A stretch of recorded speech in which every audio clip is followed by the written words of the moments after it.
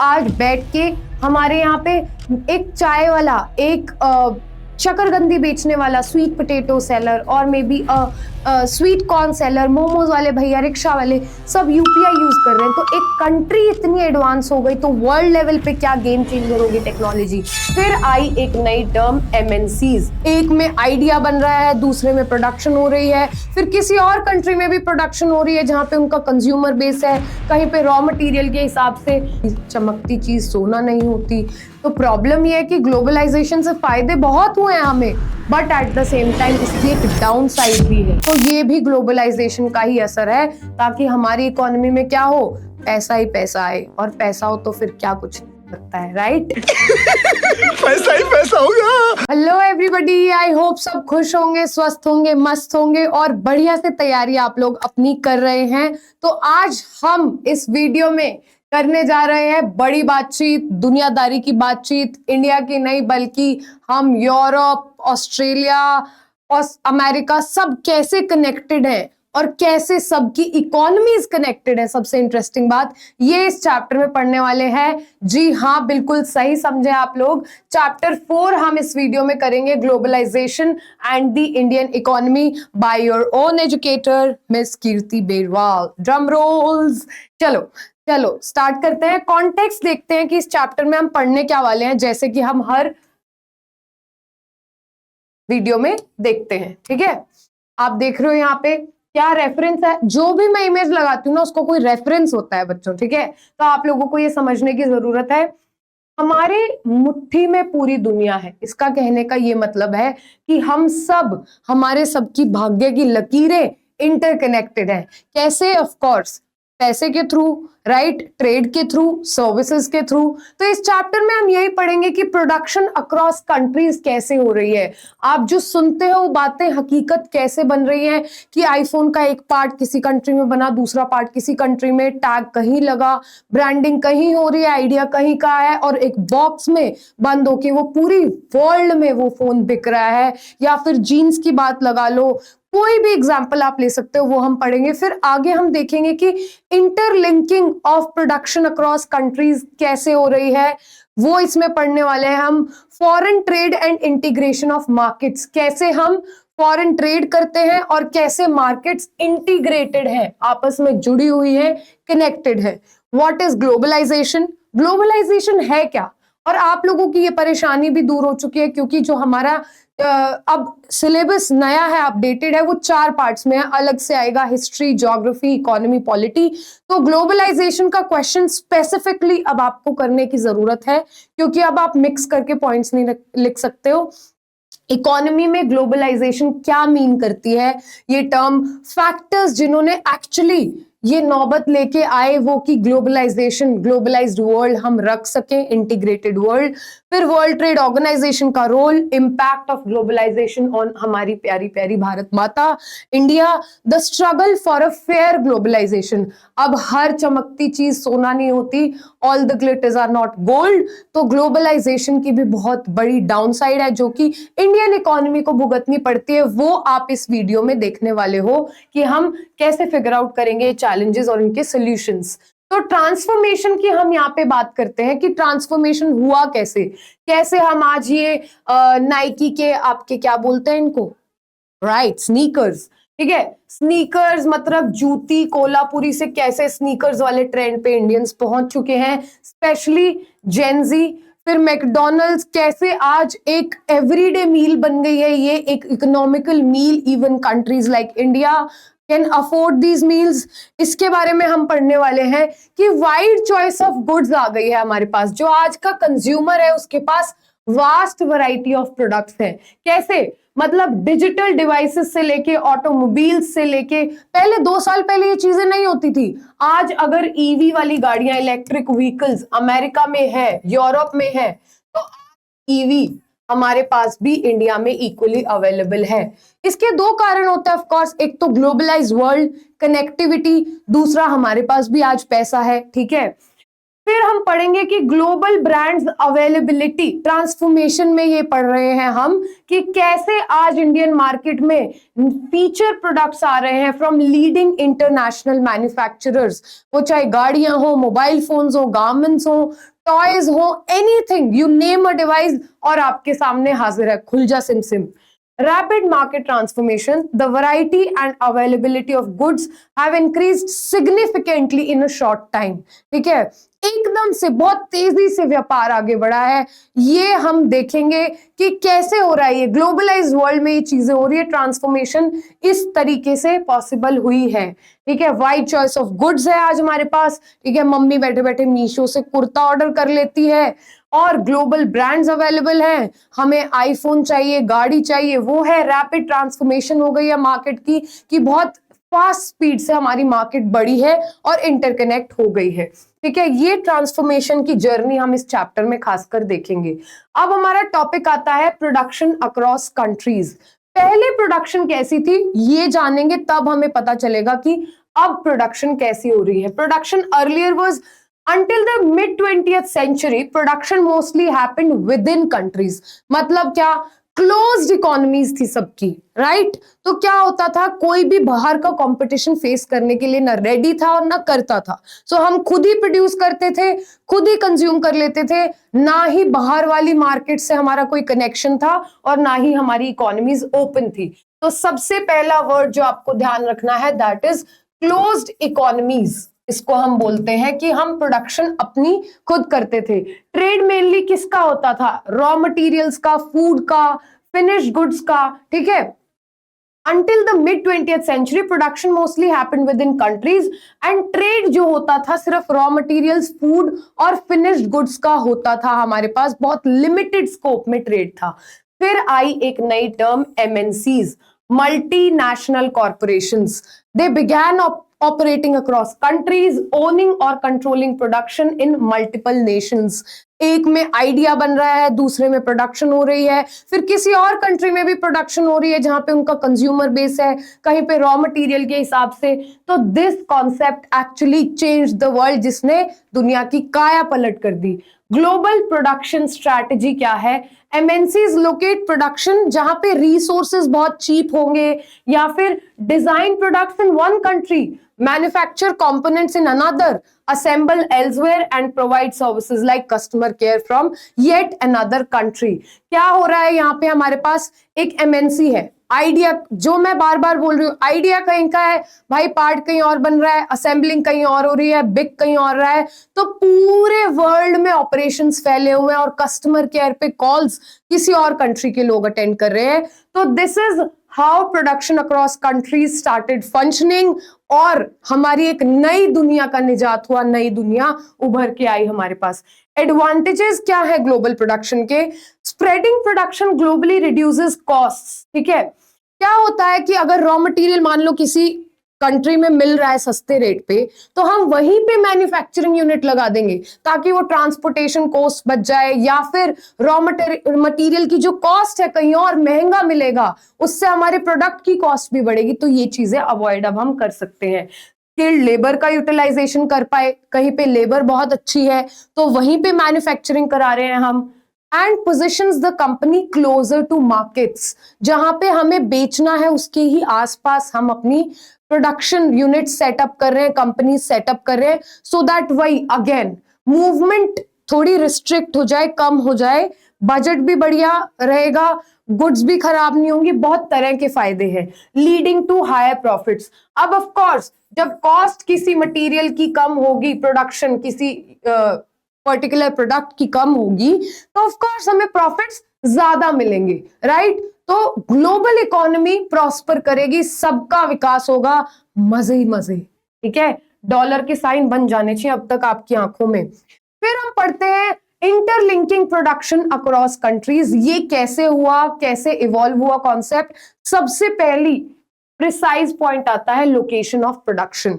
क्या, कहां हम लोकेट कर रहे हैं? MNCs वही प्रोडक्शन सेट करेंगी जहां मार्केट्स क्लोज होंगी, लेबर लो कॉस्ट पे अवेलेबल होगी, बाकी प्रोडक्शन फैक्टर्स भी अश्योर्ड होंगे कि वहां पे फाइलें जल्दी क्लियर हो रही हैं, टैक्स रिजीम कॉम्प्लिकेटेड नहीं है, तो on and so fourth. Government policies favourable हैं आपके पास रेगुलर पावर सप्लाई है, इलेक्ट्रिसिटी सप्लाई है, आपके पास स्टोरेज यूनिट्स अवेलेबल हैं। ऑल दीज फैक्टर्स, ये सब ध्यान रखा जाता है जब हम लोकेशन ऑफ प्रोडक्शन डिसाइड करते हैं, एमएनसीज डिसाइड करती है, हम नहीं बैठ के करते। फॉरेन इन्वेस्टमेंट की बात आती है। Money spent by MNCs to buy assets like land, buildings and machinery is called foreign investment made to earn profits. अब क्या होता है, कंपनीज आती हैं, यहाँ पे इन्वेस्ट करती हैं इंफ्रास्ट्रक्चर में, मशीनरी में, यूनिट सेटअप करती हैं अलग अलग कंट्रीज में, इसको हम फॉरेन इन्वेस्टमेंट बोलते हैं। और इससे हमें भी प्रॉफिट होता है। जब कंपनी एसेट्स खरीदेगी, हमारे यहाँ पे बिल्डिंग बनाएगी, हमारी लेबर यूटिलाइज होगी, लैंड खरीदेगी वो हमारा, फिर मशीनरी हमारे यहाँ पे नई इंट्रोड्यूस होगी, या फिर हमारी मशीन जो हम प्रोड्यूस कर रहे हैं उनको यूज करेंगे। तो ये भी एक क्या होता है, इंटरलिंक करता है प्रोडक्शन को। जब कंट्रीज क्या करती हैं, अक्रॉस कंट्रीज कंपनीज अपनी फैक्ट्री सेटअप करती हैं, प्रोडक्शन यूनिट्स कुछ भी, तो फॉरेन इन्वेस्टमेंट भी एक फैक्टर इसमें आ जाता है। फिर और कैसे इंटरलिंक करती हैं, कोलैबोरेशन विद लोकल कंपनीज। कैसे प्रोडक्शन इंटरलिंक हो रही है, फॉरेन इन्वेस्टमेंट से, प्रोडक्शन लोकेशन से डिसाइड होती है। फिर collaboration with local companies, MNCs क्या करते हैं, कोलैबोरेट करती हैं लोकल फर्म्स के साथ, इन्वेस्ट करती हैं उनके प्रोडक्ट्स में। उनको कुछ नहीं करना है, सिर्फ पैसा देना है। लोकल कंपनी प्रोडक्ट बना रही है, ब्रांड यूनिवर्सल हो गया। वाओ यार, क्या कॉन्सेप्ट है, आइला जादू। शेयरिंग टेक्नोलॉजी, उनकी एडवांस टेक्नोलॉजी की नॉलेज वो शेयर करते हैं, टेक्नोलॉजी शेयर करते हैं। खरीदना कंपनीज को, as in the example of Cargill acquiring Parakh Foods in India, ये भी एक एग्जांपल है। जब फॉरेन कंट्रीज आती हैं, कंपनीज को खरीद लेती हैं, या फिर हमारी कंपनी से लोकल यूनिट्स के साथ टाई अप करके मैन्युफैक्चरिंग कराते हैं और ग्लोबल मार्केट्स में उस प्रोडक्ट को लेके जाते हैं। फिर कैसे और हो रहा है ये process, use of small producers. Large MNCs आई, अपने प्रोडक्शन के ऑर्डर्स प्लेस किए उन्होंने स्मॉल प्रोड्यूसर्स के साथ, और वो ग्लोबली अपना सामान बेच पा रहे हैं। Controlling price, quality and labour conditions as seen in garments, footwear and sports items. होता क्या है, देखो गारमेंट मैन्युफैक्चरिंग करानी है, एक लिवाइस जैसी कंपनी बांग्लादेश में ऑर्डर देगी, जहां पे चीपर प्रोडक्शन होगी, रॉ मटेरियल अच्छी क्वालिटी का मिलेगा, स्किल्ड लेबर होगी, that is the hub of garment making industry. तो उनको कितने लेवल्स पे फायदा होगा, और वहां के लोकल स्मॉल प्रोड्यूसर्स के पास बल्क में ऑर्डर आएंगे और वो ग्लोबल लेवल पे प्रोडक्शन कर पाएंगे। फिर इंटरलिंक्ड ग्लोबल प्रोडक्शन हमारे पास है। Through partnerships, acquisitions and supplier networks, MNCs interconnect production across countries, influencing production patterns and local economies worldwide. देखो क्या होता है, एक्वायर करती है जब कोई कंपनी, या फिर क्या करती है, सप्लायर नेटवर्क को वो करती है कनेक्ट, या पार्टनरशिप्स करती है। अब मान लो एक बंदा, मैं हमेशा एग्जांपल देती हूँ, कैसे इंपैक्ट होता है। कश्मीर में केसर उग रहा है, कोई फार्मर वहां पे केसर उगा रहा है, उसकी प्रोडक्शन ग्लोबल मार्केट से कैसे इंटरकनेक्ट होगी, जब कोई फॉरेन कंट्री यहाँ पे ऑर्डर प्लेस करेगी, व्हेन दे नो कि बहुत अच्छी क्वालिटी का प्रोडक्ट हमें यहाँ पे मिल रहा है, तो that Kesar would be supplied in international markets. जब ये इंटरनेशनल मार्केट्स में सप्लाई होगा तो क्या होगा, इसको पैसा अच्छा मिलेगा, हमारे को क्या फायदा होगा, हमारे फार्मर्स की प्रोडक्शन बढ़ेगी, पैसा ज्यादा आएगा, हमारी इकोनॉमी में क्या आ रहा है, इसके बदले पैसा आ रहा है। बट हम ग्लोबल मार्केट के साथ भी इंटरकनेक्ट हो रहे हैं। जब हम ग्लोबल मार्केट के साथ इंटरकनेक्ट होंगे तो ग्लोबली जो चेंजेस होंगे इकोनॉमी में, चेंजेस इन प्राइसेस, वो हमारे फार्मर की इनकम को अब डायरेक्टली इफेक्ट करेंगे। अगर इसका प्रोडक्ट का प्राइस ज्यादा बढ़ेगा तो बल्ले बल्ले मजे ही मजे, पर अगर प्रोडक्ट का प्राइस ज्यादा नहीं बढ़ेगा, कम हो गया, तो इसको अपना क्या नुकसान होगा, लॉस और प्रॉफिट डिपेंडेंट हो जाएगा। अब पहले क्या करते थे, ये अपना प्रोड्यूस किया, इंडियन मार्केट में बेचा, but now the production is spread world wide, global markets के साथ ही चेन कनेक्ट हो गई है। तो that is how interlinked global production हो गई है। प्राइस चेंजेस का फर्क पड़ता है, ये तमाम तरह की चीजें होती हैं किसके थ्रू, जब इंटरलिंक हो जाती है प्रोडक्शन अक्रॉस कंट्रीज, गारमेंट्स यहाँ पे बन रही हैं, अगर यहाँ पे लेबर सप्लाई में कुछ फर्क पड़ता है बांग्लादेश में, या फिर रॉ मटेरियल का पैसा बढ़ जाता है, तो भी ग्लोबल प्रोडक्शन पे उसका फर्क पड़ेगा, राइट। डिमांड से ये चीजें होती है कि अगर ग्लोबल मार्केट में सपोजिटली डिमांड कम हो गई उस चीज की, तो भी लोकल इकोनॉमीज पे उसका असर पड़ता है। तो that is how interlinking production across countries, उसके इतने सारे इफेक्ट्स होते हैं। वो होती कैसे है इंटरलिंकिंग, ये हमने समझा लोकेशन के थ्रू। फिर हम देखते हैं फॉरेन इन्वेस्टमेंट कैसे हो रही है कंट्रीज में, लोकल कंपनीज के साथ कोलैबोरेशन हो रही है, स्मॉल प्रोड्यूसर्स के पास बल्क में ऑर्डर्स आ रहे हैं। अब इंटरलिंक्ड ग्लोबल प्रोडक्शन, जिसका चेंजेस का असर किसी भी तरीके से हमने देखा कैसे इस लूप में देखने को मिलता है, ठीक है। तो ये हमने समझी कि कैसे इंटरलिंकिंग हो रही है प्रोडक्शन की अक्रॉस कंट्रीज। अब हम समझते हैं कि फॉरेन ट्रेड का क्या असर होता है, foreign trade and integration of markets का रोल क्या है फॉरेन ट्रेड का।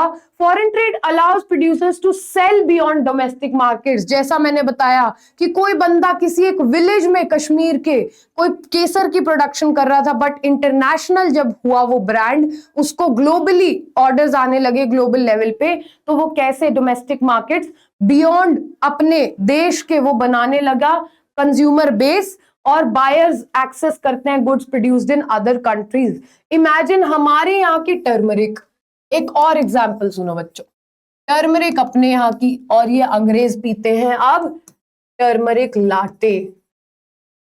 अब अगर ये हल्दी इंडिया से ना पहुंचती बाहर विदेश में, तो कैसे ये कॉन्सेप्ट आता हमारे पास। तो ये है फॉरेन ट्रेड का रोल। फिर आता है एग्जाम्पल ऑफ मार्केट इंपैक्ट। क्या एग्जाम्पल हो सकता है, Chinese toys exported to India increase consumer choice.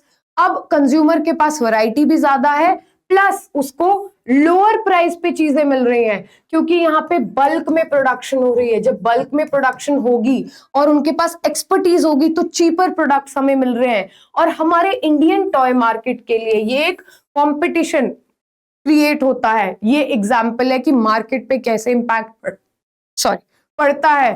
फिर हमने देखा केसर पे, या फिर कोई मुरादाबाद में कारपेट प्रोड्यूसर है, उसके जब इंटरनेशनल ऑर्डर्स आते हैं, वो एक्सपोर्ट करता है, उस पे क्या असर पड़ता है, उसके पास पैसा ज्यादा आएगा, प्रोडक्शन बढ़ेगी, right. Effects on prices and competitions, trade leads to more choices. Of course हमारे पास अब variety of goods and services हैं, tends to equalize prices across countries।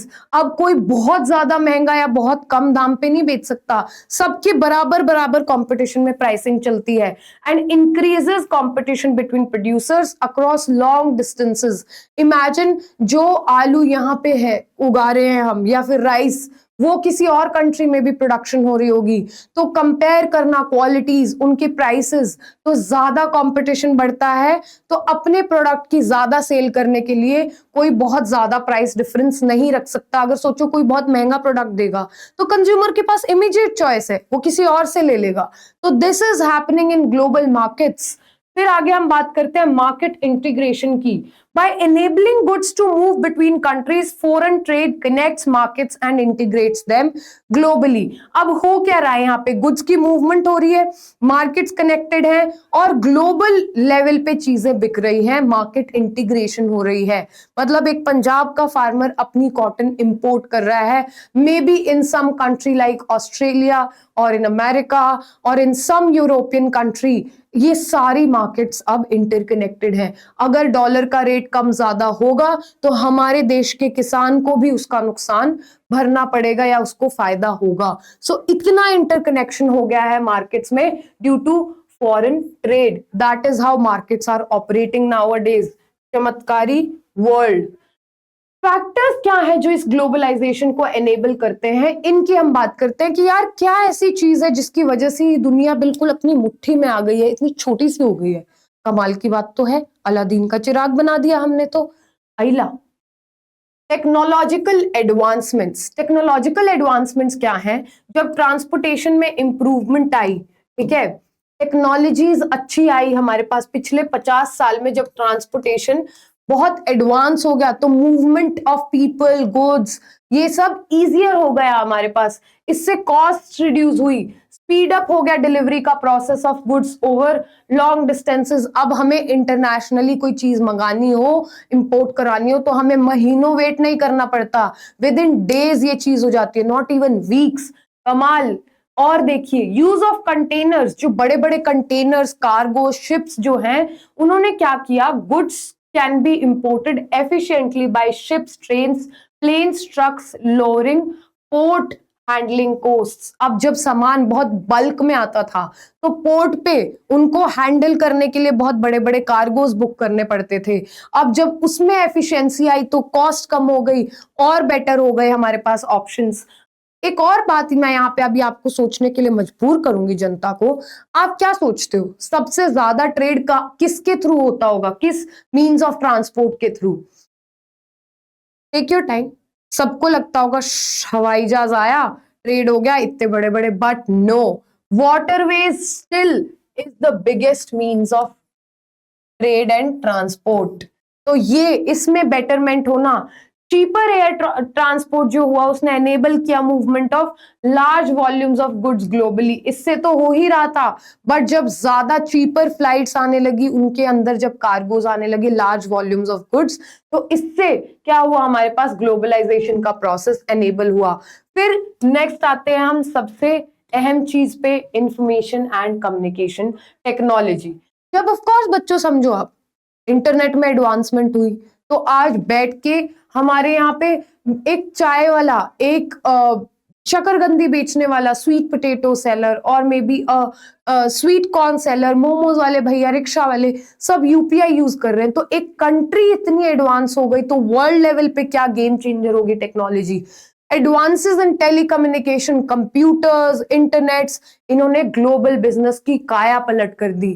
तो ये भी बहुत बड़ा फैक्टर प्ले करते हैं किसमें, ट्रांसफॉर्मिंग ग्लोबल बिजनेसेस। फिर सैटेलाइट कम्युनिकेशन एंड इंटरनेट ने जो इंस्टेंट ग्लोबल कम्युनिकेशन अलाउ किया, एक्सेस टू इंफॉर्मेशन, बैठे बैठे एक क्लिक पे हमारे पास पूरी दुनिया का डेटा आ जाता है किसी भी सेक्टर में।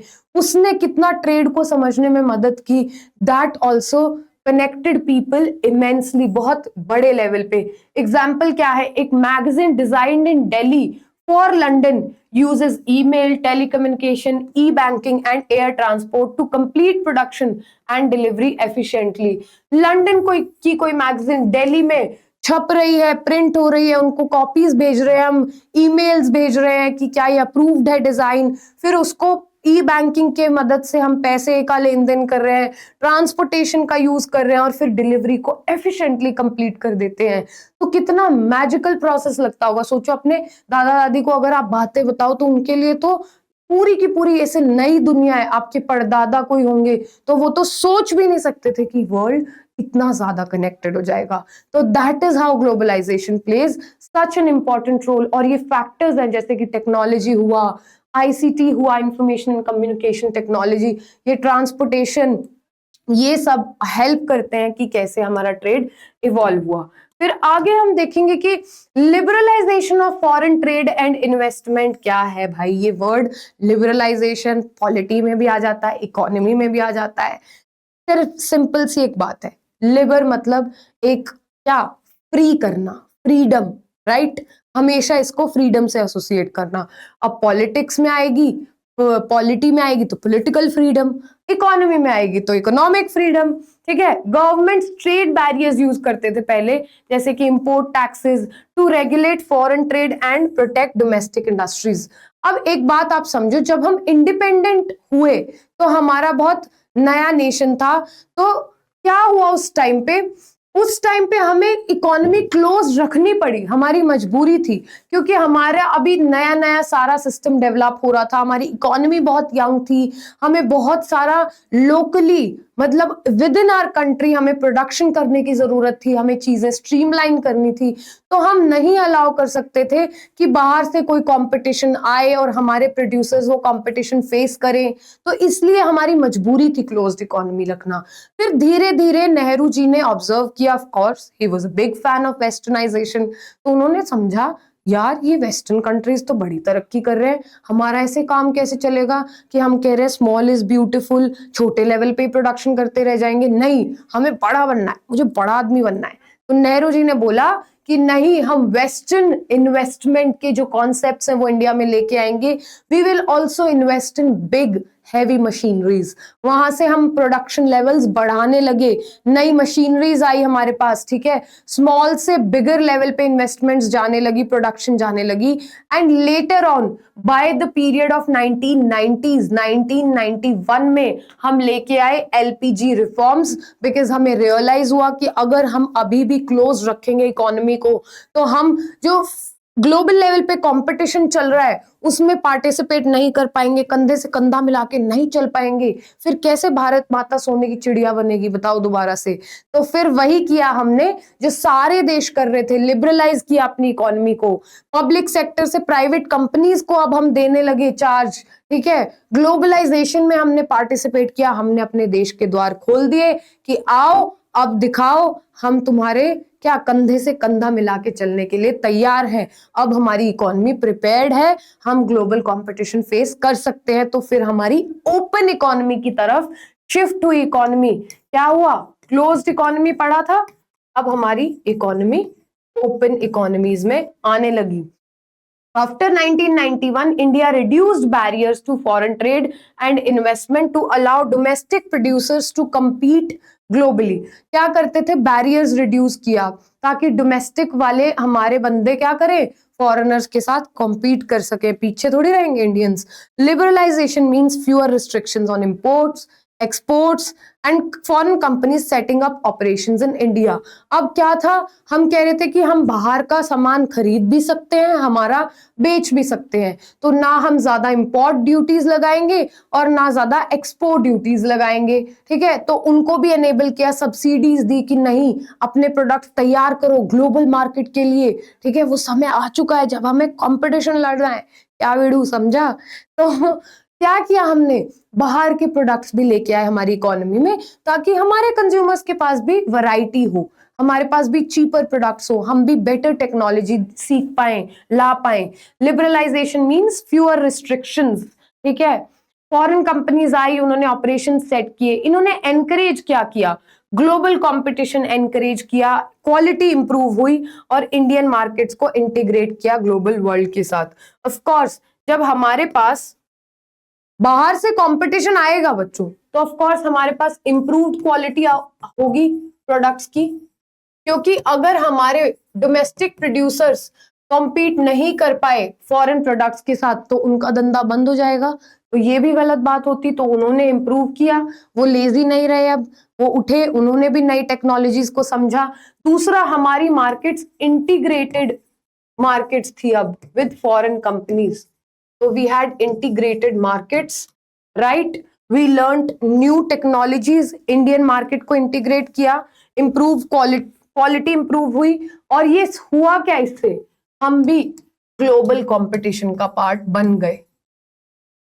So this was the benefit हमें किसके बाद मिला, LPG रिफॉर्म्स जो आए हमारी कंट्री में पोस्ट 1991। हमने अपने द्वार खोल दिए ग्लोबल इकोनॉमी के लिए। आगे देखते हैं हम WTO जैसी ऑर्गेनाइजेशंस का क्या रोल होता है। देखो, अब इंडिया ने ऑफ कोर्स लिबरलाइजेशन लेके आए, ग्लोबलाइजेशन में पार्टिसिपेट किया, हमारी पब्लिक सेक्टर ने प्राइवेट कंपनीज प्लेयर्स को भी एंट्री दी प्रोडक्शन में। But at the same time India जैसी कंट्रीज को क्या ग्लोबल मार्केट्स में कंपटीशन फेस करने के लिए भी सपोर्ट देनी पड़ती है अपने फार्मर्स को, ठीक है। अब यूएसए जैसी डेवलप्ड कंट्रीज को ये क्यों बर्दाश्त होगा इकोनॉमीज को कि कोई डेवलपिंग कंट्री इतना आगे निकल रही है, ठीक है। तो बहुत सारी अनफेयर प्रैक्टिसेस होती है क्योंकि जो डेवलप्ड कंट्रीज है वो अपनी पावर्स यूज करते हैं to suppress developing countries, developing economies.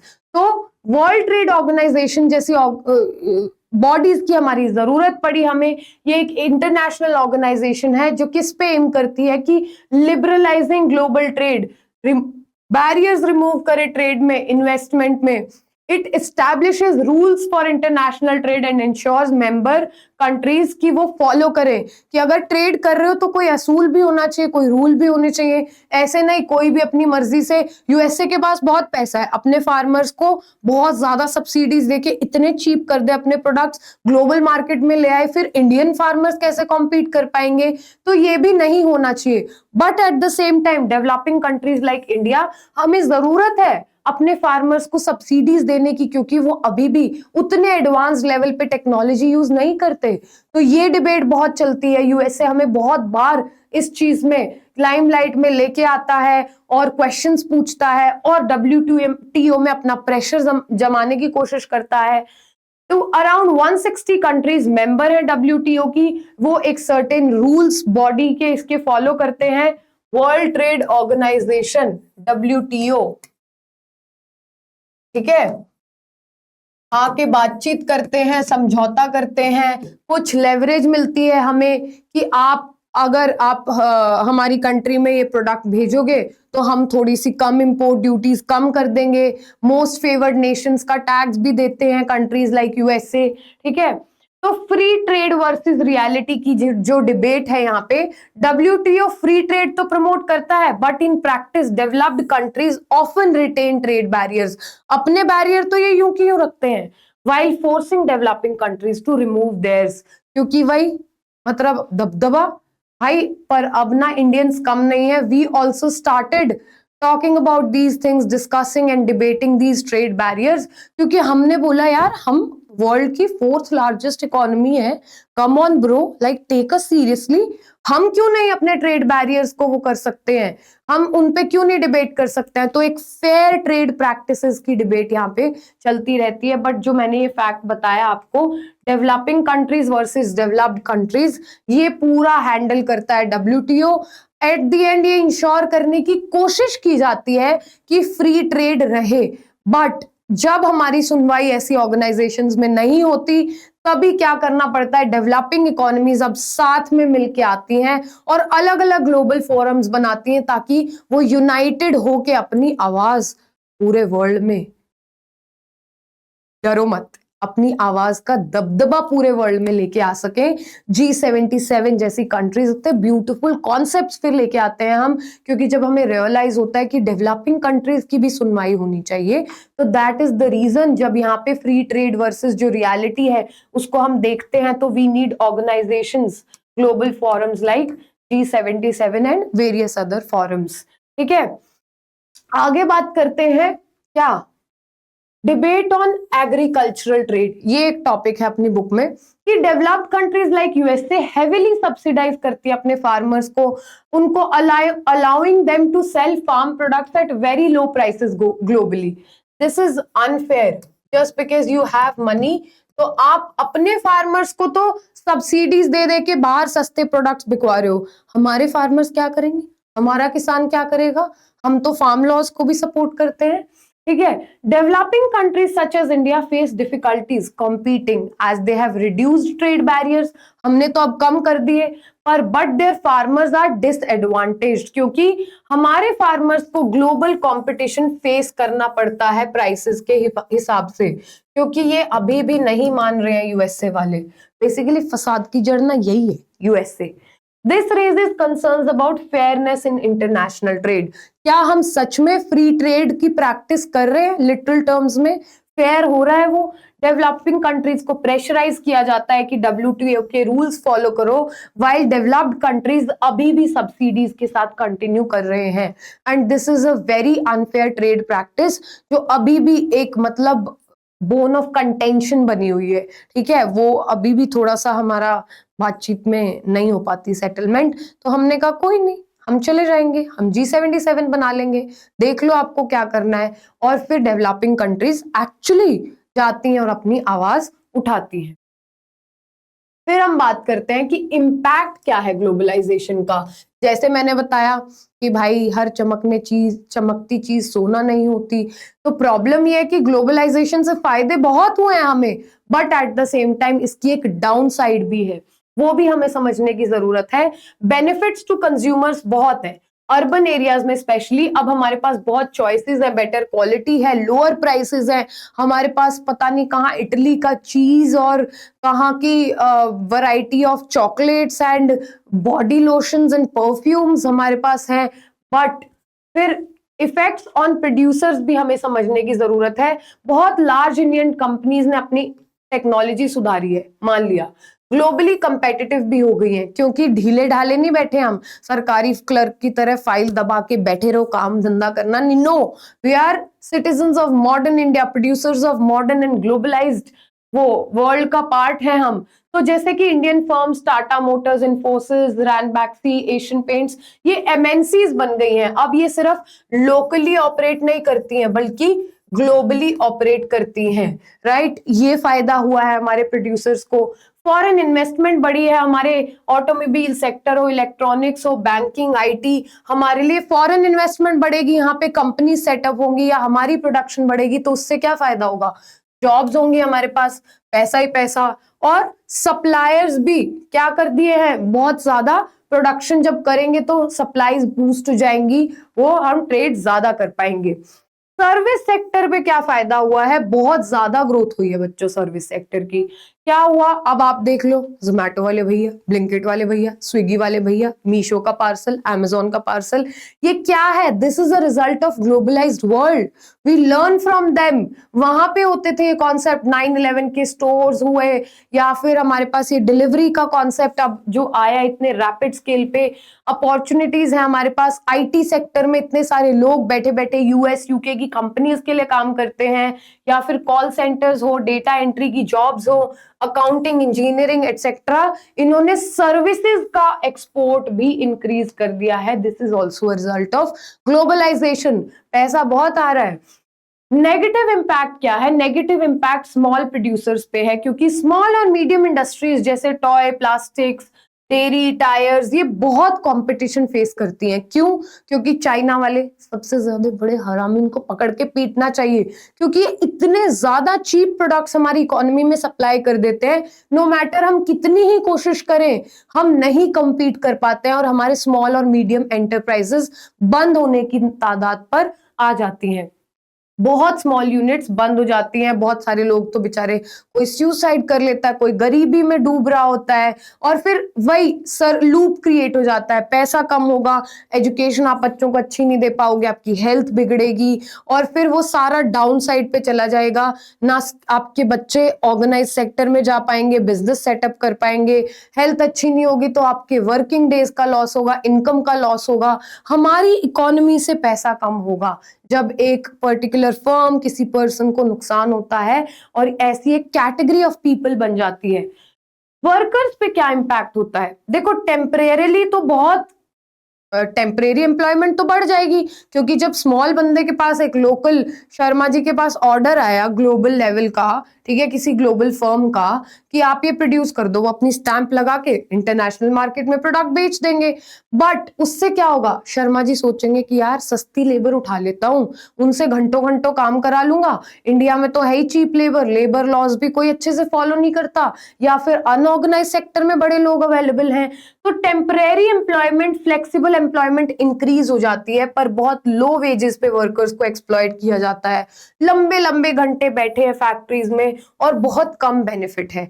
Jobs बहुत सिक्योर नहीं रही हैं अब, even in the organise sector, क्योंकि रिक्वायरमेंट के हिसाब से जॉब्स क्या करते हैं, हायरिंग होती है, और जब जरूरत नहीं रही तो फायरिंग भी हो गई, ठीक है। तो this is also a downside, dark side of globalisation. Government के क्या एफर्ट्स हैं टू अट्रैक्ट इन्वेस्टमेंट, इंडिया ने स्पेशल इकोनॉमिक जोन्स क्रिएट किए हैं, जहां पे अगर फैक्ट्री लगाओगे तो आपको टैक्स बेनिफिट मिलेगा, रिलैक्स लेबर लॉज होंगे आपके लिए। तो ये भी ग्लोबलाइजेशन का ही असर है, ताकि हमारी इकोनॉमी में क्या हो, पैसा ही पैसा आए, और पैसा हो तो फिर क्या कुछ नहीं सकता है, राइट। तो ये इम्पैक्ट है ग्लोबलाइजेशन के। अब हमें क्या करना चाहिए, कंपीट करना चाहिए या हम नीचे पिछड़ के रह जाएंगे? भाई नहीं, ऐसी नहीं है, भारत माता की जय, हम कोशिश करते रहेंगे। कंपटीशन बहुत बड़ा है, नो डाउट बड़ा है, और स्मॉल इंडस्ट्रीज पे उनका इम्पैक्ट देखने को बहुत मिलता है, इसीलिए हमारा स्माइलिंग इमोजी नहीं है बल्कि आंसू आ रहे हैं हमारे इमोजी को। बट एक्चुअली स्मॉल प्रोड्यूसर्स नहीं compete कर पाते हैं क्योंकि उनके पास वो इंफ्रास्ट्रक्चर नहीं होता। कुछ लोगों के पास वही कोलेटरल वाली प्रॉब्लम, चैप्टर्स को इंटरकनेक्ट करके पढ़ो, लोन्स नहीं ले पाते हैं, वो एक्सपैंड नहीं कर पाते हैं, यूनिट्स बंद हो जाती हैं, लोगों की जॉब लॉस हो जाता है, फैक्ट्रीज बंद होंगी तो वो 5-10 बंदे जो काम कर रहे थे उनकी नौकरियां चली गई। फिर बहुत प्रेशर है एमएनसी से, टारगेट्स भी देंगे तो इतने शॉर्ट पीरियड ऑफ टाइम में इतना ज्यादा उनको, क्योंकि रैपिड प्रोडक्शन है ना, बहुत तेजी से वर्ल्ड आगे बढ़ रहा है। फिर चीपर इंपोर्ट्स जब आएंगे हमारी इकोनॉमी में और हमारे स्मॉल प्रोड्यूसर्स कंपटीशन फेस नहीं कर पाते हैं because we are not prepared, तो ये बहुत डाउन साइड है हमारे लिए। डिक्लाइन होगा प्रोडक्शन में और सर्वाइवल भी मुश्किल हो जाएगा। This is a very very negative side of globalisation for Indian industries, और हमारे लिए बहुत ज्यादा जरूरी हो जाता है इस चीज पे काम करना क्योंकि हमारे पास बहुत स्मॉल एंड मीडियम एंटरप्राइजेस हैं। सरकार इसीलिए बार बार कोशिश करती रहती है कि इनके लिए कुछ ना कुछ किया जाए, टैक्सेस कम लगे, मशीनरी पे लोन्स और बिजनेस सेटअप करने के लिए लोन्स, एक्सपैंड करने के लिए लोन्स। गवर्नमेंट हर जगह कोशिश करती रहती है बट ग्लोबलाइजेशन की वजह से हमारी इकोनॉमी बहुत सफर भी करती है। जहां फायदे हैं वहां नुकसान भी बहुत है और स्पेशली इस सेक्टर के लिए बहुत ज्यादा नुकसान है। ग्लोबलाइजेशन में हमने बहुत ज्यादा सहा है। हमें करना क्या चाहिए? अब प्रॉब्लम्स तो है सबके साथ, अगर नजरिए की है बात तो हम सॉल्यूशन भी निकालेंगे कुछ तो, राइट? अब making globalisation fair is the answer. भाई फेयर तरीके से काम करो। फेयर ग्लोबलाइजेशन क्या करेगी? अपॉर्चुनिटीज क्रिएट करेगी सबके लिए, सबका साथ सबका विकास। And ensure benefits are shared more evenly. ये नहीं कि सिर्फ डेवलप्ड कंट्रीज ही और ज्यादा बेनिफिट्स ले रही हैं और डेवलपिंग कंट्रीज नहीं उठा पाए इसका फायदा, ये नहीं होना चाहिए। This is wrong. सबके साथ बेनिफिट शेयर करो भाई, तभी तो हम सब मिलके आगे बढ़ पाएंगे। Government can protect workers rights. जो बल्क में ऑर्डर आते हैं और शर्मा जी जैसे लोग, भाई कोई ऑफेंड मत हो जाना, I am not talking about any particular person, sorry, but कोई भी मतलब व्यापारी आदमी है, वो क्या करेगा? वो कोशिश करेगा कि सस्ते दाम में प्रोडक्ट बनवाऊं, तो इसमें वर्कर्स के राइट वो नहीं हो जाने चाहिए, छीनने चाहिए। स्मॉल प्रोड्यूसर्स को सपोर्ट करे गवर्नमेंट और use trade and investment barriers, अगर जरूरत पड़े तो बिल्कुल यूज करो और फेयर रूल्स के लिए नेगोशिएट करो एट दी WTO, जो कि इंडिया कर भी रहा है और करता रहा है और करेगा। अब तो हमारे पास और ज्यादा पावर है because we become 4th largest economy of the world. अभी भी आप हमें प्रेशराइज कर रहे हो, दैट इज नॉट फेयर ना बाबा ना। Developing countries can collaborate to counter domination by developed countries in trade agreements. क्या कर सकते हैं? साथ मिलके सब आगे बढ़ सकते हैं, बोल सकते हैं कि ये डेवलप्ड कंट्रीज हमारे साथ अब ये नहीं कर सकती हैं। हमारी प्रोडक्शन कॉस्ट बढ़वा रहे हैं, बोल रहे हैं क्लीनर फ्यूल यूज करो, बोल रहे हैं CO2 कार्बन फुटप्रिंट कम करो। आपने तो बड़ा बढ़िया मलाई मक्खन खा लिया, फायदा उठा लिया, ठीक है। अब हमें कह रहे हो सब अपनी प्रोडक्शन कॉस्ट बढ़ेगी हमारी। आपने तो वो इंडस्ट्रियल रेवोल्यूशन के बाद सारा फायदा कर लिया है अपना, आप तो डेवलप्ड कंट्रीज में से आते हो, तो हमारा क्या? हमें भी लेवरेज मिले डेवलपिंग कंट्रीज को, वो कोलैबोरेट करते हैं ताकि डोमिनेशन उनकी हट सके ट्रेड अग्रीमेंट्स में। Peoples organisation can influence trade and investment decisions. लोग भी सामने आ सकते हैं, वो भी फेयर ट्रेड की बात कर सकते हैं, करते भी हैं लोग, ताकि क्या हो, कुछ ऐसी कंट्रीज, चाहे वो फार्मर्स हो, उनके स्मॉल स्केल प्रोड्यूसर्स हो, कुछ भी हो, ताकि जो ये पूरी दुनिया एक साथ इकट्ठी हुई है इसका फायदा सबको मिले, ठीक है। ये नहीं कि भाई एक बंदा फायदा उठा रहा है और दूसरा कोई राजू श्याम सीता हमारी बैठ के रो रही है किसी गांव में क्योंकि ग्लोबलाइजेशन ने कमर तोड़ दिया उनकी। तो ये नहीं होना चाहिए। हम सबको मिलके काम करना पड़ेगा, डेवलपिंग कंट्रीज को सामने आना पड़ेगा, गवर्नमेंट्स की इंटरवेंशन की जरूरत है और वर्ल्ड लेवल पे, ग्लोबल स्केल पे, ग्लोबल लेवल पे इसमें फेयर ट्रेड की जरूरत है। ये हमें करना पड़ेगा सो दैट हम क्या कर सके, प्रॉस्पर कर सके। इसी का एक रीजन है इंडिया एंड G20। ये आप लोगों की बुक में न्यू सिलेबस का पार्ट है, बुक में नहीं है ये टॉपिक मेंशन, बार बार मैं आपको बता रही हूँ, NCERT में नहीं दिया है, बट CBSE के लेटेस्ट सिलेबस में ये मेंशन है, तो ये टॉपिक ध्यान से करने की जरूरत है। G20 है क्या? G20 is a group of 20 major economies, 19 countries है इसमें और एक यूरोपियन यूनियन है। It includes world's largest and fastest growing economy, जो बहुत तेजी से आगे बढ़ रही है और लार्जेस्ट इकोनॉमीज में से इकोनॉमीज है यहाँ पे। ये 85% ऑफ ग्लोबल जीडीपी को रिप्रेजेंट करती है organisation, 75% of the global trade, और क्या है ये group 2/3 of the global product population को रिप्रेजेंट करते हैं ये कंट्रीज। तो बना क्यों हम? Formed in 1999 after global financial crisis. उसके बाद ये फॉर्म हुआ ताकि मेजर वर्ल्ड इकोनॉमी साथ में आए, डिस्कस करें और सॉल्व करें ग्लोबल इकोनॉमिक इश्यूज को, क्योंकि अब हम इंटरकनेक्टेड हैं। तो एक जगह अगर नुकसान होगा, कहीं की इकोनॉमी डाउन चली जाती है, वहां की डिमांड कम हो जाएगी, राइट, इन्फ्लेशन होगी, वहां के प्रोडक्ट्स हम डिमांड करेंगे, प्रोडक्शन वहां पे कम हो रही होगी तो हमें महंगे प्रोडक्ट्स मिलेंगे। अगर वो लोग पैसा नहीं है उनके पास तो वो डिमांड नहीं कर पाएंगे, हमारे एक्सपोर्ट्स कम हो जाएंगे। तो कहीं ना कहीं सब इकोनॉमीज पे वो इम्पैक्ट पड़ता है। तो जब हमें ये बात समझ आई तो हमने बोला कोई नहीं भाई, आते हैं, बैठ के मिलके बातचीत करते हैं। तो G20 फॉर्म हुआ 1919 में, ठीक है, इकोनॉमिक इश्यूज ताकि अब हमें ना आए। India is one of the founding members of G20। तो 6 थीम्स क्या हैं जो इंडिया की भी प्रायोरिटी है? क्या थीम्स है कि ग्रीन डेवलपमेंट होनी चाहिए। ऑफ कोर्स अगर मान लिया हम लेट हैं, अब मतलब प्रोडक्शन हमारी बाद में स्टार्ट हुई है इतने ग्लोबल लेवल पे, पर हम क्लीन प्रोडक्शन ही करेंगे। इसमें हमें कॉपरेशन चाहिए डेवलपिंग कंट्रीज को, डेवलप्ड कंट्रीज का। क्लाइमेट फाइनेंस, वही कि जो लोग पहले अर्लियर इंडस्ट्रियल डेवलपमेंट का फायदा उठा चुके जो देश, largest economies of the world, ठीक है, वेस्टर्न कंट्रीज, उनको अब जो हमें वो सेम चीजें प्रोड्यूस करने में हमें महंगाई फेस करनी पड़ेगी, क्योंकि हम ग्रीन क्लीन डेवलपमेंट की तरफ जा रहे हैं। तो हमें क्या करें, वेस्टर्न कंट्रीज का फर्ज बनता है कि वो कंट्रीब्यूट करें सो दैट हमारी प्रोडक्शन महंगी ना हो।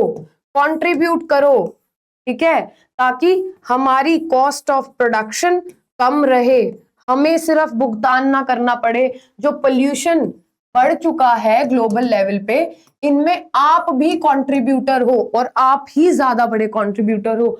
ये डिबेट्स हो ना क्लाइमेट फाइनेंस पे, या फिर इंक्लूसिव और रेजिलिएंट ग्रोथ हो, मतलब सबका साथ हो, सबका विकास हो। इसमें ये नहीं कि पिछड़े छोटे वर्ग के लोग रह गए क्योंकि उन्हें ग्लोबलाइजेशन की वजह से कमर तो टूट गई, कंपटीशन फेस करना पड़ा। फिर प्रोग्रेस करो बट एसडीजीज के को ध्यान में रखते हुए, सस्टेनेबल डेवलपमेंट गोल्स हैं जो उनको भी हमें अचीव करना है, ये प्रायोरिटी है।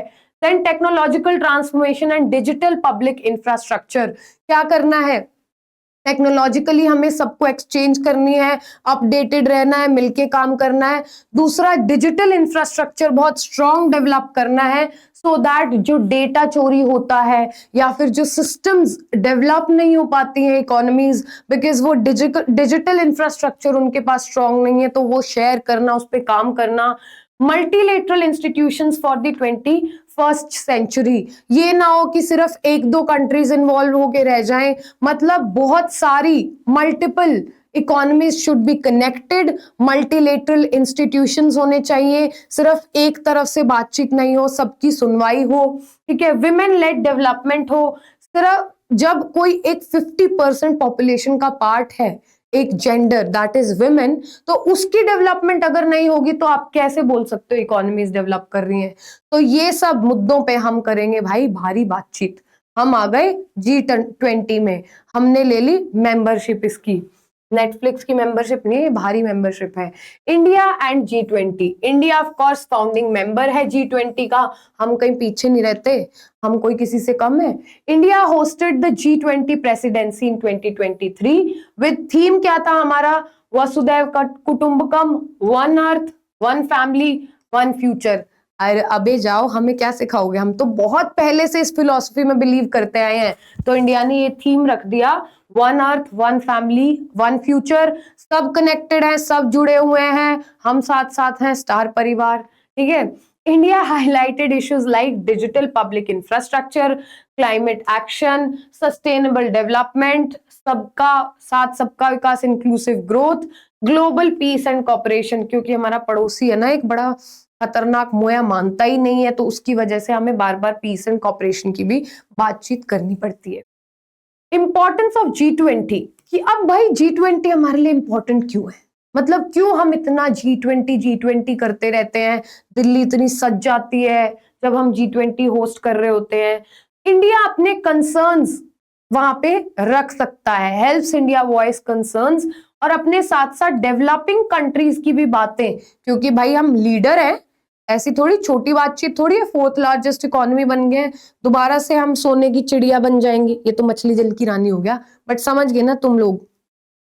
Attracts foreign investment and trade opportunities, इससे क्या होगा, जब हम बैठेंगे वहां पे हम दिखाएंगे कि इंडिया ने इन पैरामीटर्स पे काम किया है, वी आर ग्रोइंग, हमारे टैक्स रिजीम्स इजी हो गए हैं, हमारा इंफ्रास्ट्रक्चर बहुत अच्छा हो गया है, हमारे पास ग्लोबल कंपटीशन को फेस करने के लिए टेक्नोलॉजी अच्छी है, तो हम एक तरह से मार्केटिंग कर रहे हैं, हम ट्रस्ट बिल्ड कर रहे हैं, तो क्या होगा, फॉरेन कंट्रीज आएंगी, इंडिया में इन्वेस्ट करेंगी, FDI बढ़ेगा यहां से हमारा, ठीक है। Strengthens India's role in global decision making, जब हम अपनी बातचीत बढ़िया तरीके से रखेंगे तो ऑफ कोर्स वजन पड़ेगा अपन का वजन पड़ेगा, खांसी हो गई अपन को, तो वजन पड़ेगा तो क्या होगा बच्चों, तो इंडिया का रोल बढ़ेगा डिसीजन मेकिंग में ग्लोबल लेवल पे, मतलब भारी बातचीत होगी हमारे, हमें पूछा जाएगा, ठीक है, हमारे प्राइम मिनिस्टर कहीं जाएंगे तो उनका बहुत जोरों शोरों से स्वागत किया जाएगा। Promotes cooperation in technology, finance मिलेगा, हेल्थ, एनवायरनमेंट में जो भी बढ़िया बढ़िया चीजें और आ रही होंगी और लोगों के पास, वो अपने पास भी आएंगी, और हमारे पास कुछ बढ़िया होगा तो हम भी अपने इनपुट शेयर करेंगे। तो इंटरकनेक्टेड, पीसफुल, कोऑर्डिनेटेड, बढ़िया मजेदार वर्ल्ड में हमारा कंट्रीब्यूशन होगा, and G20 is one such organisation, और इंडिया डेवलपिंग कंट्रीज का लीडर बन के वहां पे अपनी बातचीत स्ट्रांगली रख सकता है, तो इसलिए ऐसी ऑर्गेनाइजेशंस का बहुत अहम रोल रहता है, ठीक है।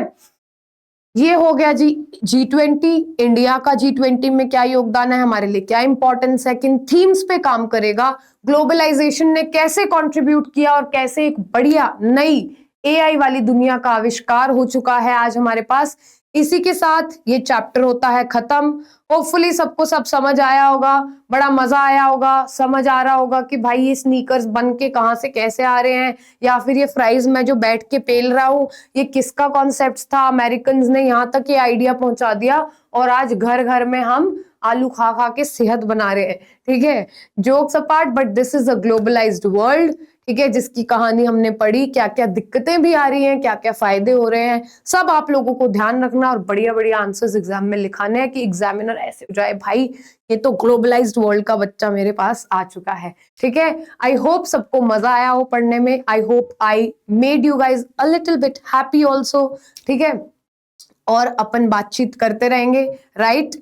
So revise this lecture, prepare questions on it, keywords को ध्यान से लिखना है, जैसे मैं हमेशा बोलती हूँ, करंट एग्जांपल्स आप बहुत डाल सकते हो, इस चैप्टर में स्कोप है, इनोवेटिव आइडियाज अपने लिखो, क्योंकि हम ऐसे नए भारत की नई पीढ़ी है ना, तो हमें अपना नाम फेमस करना है, ठीक है, तो हारेंगे नहीं, मिशन 95+ हमारा चलता रहेगा। With this I will see you in the next video. Till then, take care of yourself. Stay happy, stay smiling. अपनी मानसिक और फिजिकल हेल्थ दोनों का ख्याल रखिए, एंड मुझे दुआओं में याद रखिए, मैं आपको दुआओं में याद रखती हूँ। Stay tuned, guys. This is your social science educator Kirti Berwal signing off.